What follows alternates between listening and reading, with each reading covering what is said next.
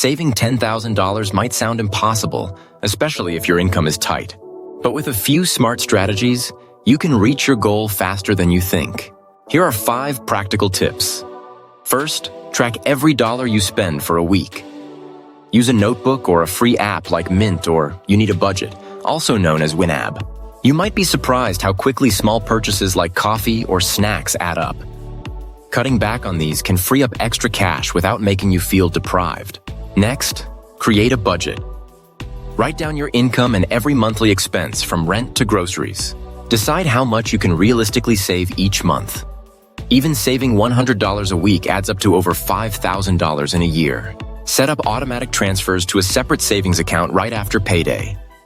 This way, you pay yourself first and avoid the temptation to spend what you meant to save. Your savings will grow quietly in the background. Look for ways to earn extra cash.